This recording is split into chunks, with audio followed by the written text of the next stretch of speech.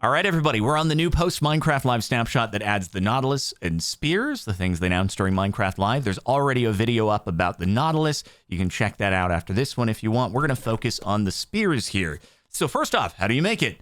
It's a diagonal shovel, and then you can change the tip for whatever you want. Wood, cobblestone, copper ingot, iron, gold, diamond. You can't make it netherite, obviously, out the gate, right? You've got to make the diamond spear. Let's do that one first.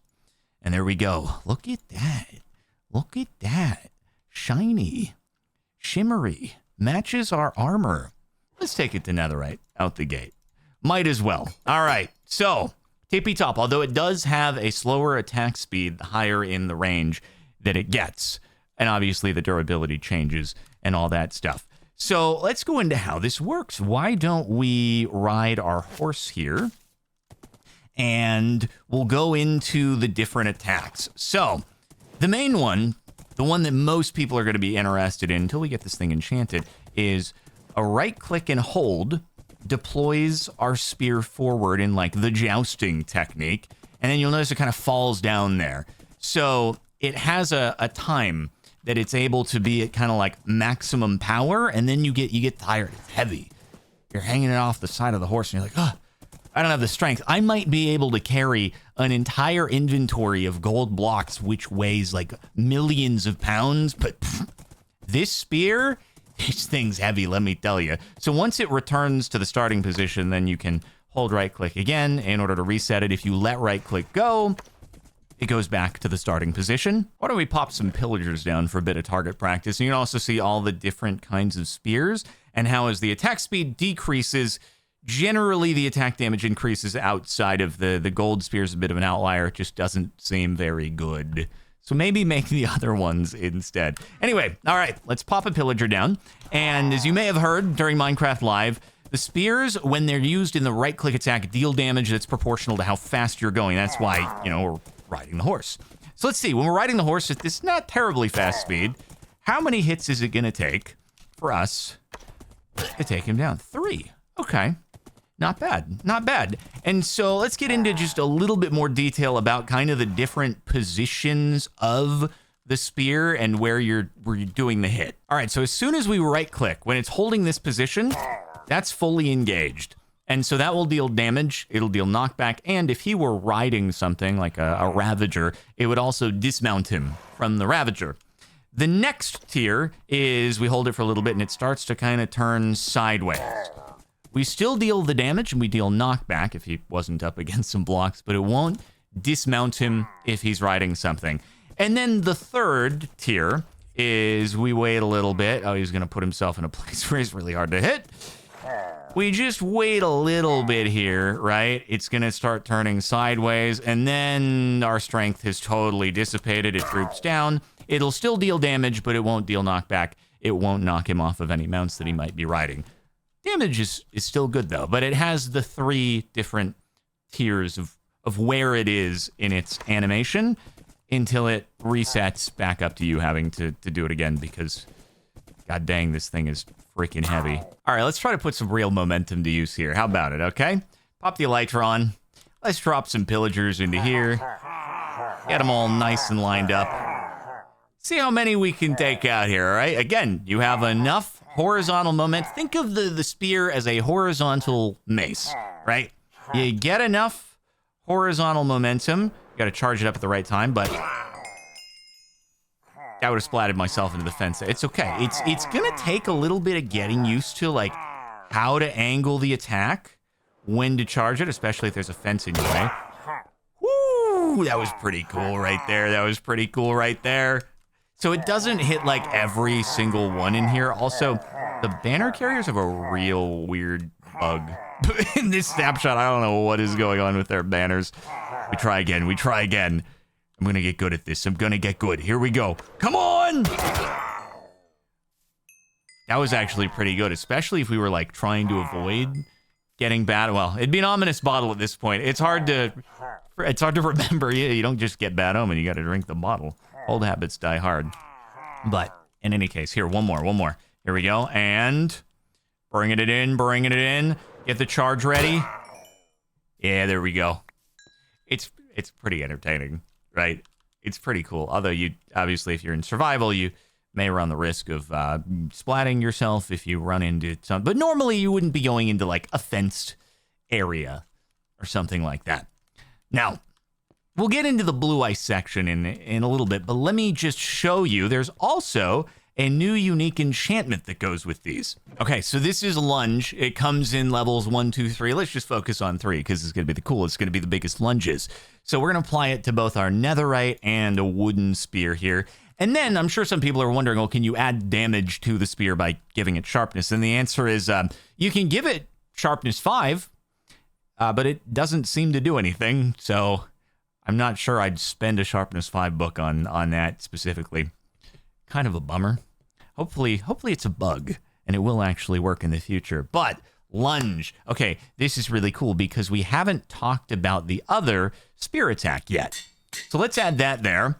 And then also in the meantime, I suppose before we enchant this guy, I can just show you with a wooden spear, you can also just do a left click and it'll just hit whatever is in front of you. And it doesn't deal a great deal of damage. It's not particularly effective, but it's an option, you know, if you want to. But the momentum attack is definitely, can't even crit with this. Momentum attack is definitely a better way to play it. However, for how underwhelming the left click attack is, Lunge makes it a lot cooler. So now, with Lunge here, if we left click attack, not too much, but get a little airtime with it, and you can propel yourself forward. So I set this up here. This is 13 blocks across the white and red, and it is the furthest I've managed to send myself. You kind of have to time it right. Like, you do it too high, it just sends you into the ground. You do it too low, also just sort of sends you into the ground. So you have to get the right timing, kind of like a rocket jump, right? And you actually, counterintuitively, looking up or at a 45-degree angle, that actually doesn't really do anything for you. It also does not affect your Elytra flight, which you might find surprising. You can't use this in place of fireworks, which I was like, oh, frick. Come on, man. Huh. Not making my... You might be able to make 14. It's just that 13 is the furthest I've managed to do. But, you know, pressure on camera. Come on. Huh. There we go. All right, let's take a quick look at the ice boat track here. Now, I actually don't know for certain if I get more speed with this than swooping with the Elytra without having a mod that tells me my speed at any given time.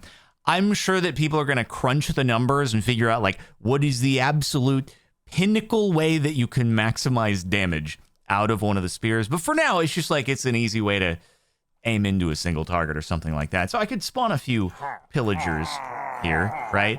It might not be terribly effective because with the boat, right, the boat is going to run into these guys and it's kind of stop me in my tracks versus an Elytra where I kind of like swoop through. But, you know, why don't we give it a go? So let's TP to the end of the track here. And the way this works actually with a boat though is because, you know, if you're rowing, right, you can't like do stuff. You can't eat. You can't, you know, so you have to stop rowing and then right click to deploy the spear in order for it to work. So stop rowing, and there we got the guy in the back. It's like, man, I was supposed to be the one protected. What the frick? We can do it again. Do it again. But yeah, you're not with this necessarily going to get the, you know, diving through everybody as dramatically as you otherwise might. Unless you like take out the guy in front and then it pierces through to what's behind it. But what I thought we'd do here maybe instead is like summon a Ravager and then do that. And then this is an interesting angle to accomplish this test right now. But you know what? It is what it is. Now, the timing probably matters in dealing the most damage because I assume you start to decelerate the instant that you stop rowing. So it's like you want to stop rowing as late as possible while still being able to deploy the spear. So the question is, how many attempts will it take here in order to take the Ravager down? All right, we meet head-to-head. Two-hitter. It's not bad. That means it's dealing over 50 damage at that distance or that speed with the blue ice, which is pretty cool. However, I know people were probably like, oh yeah, do the Warden in one hit.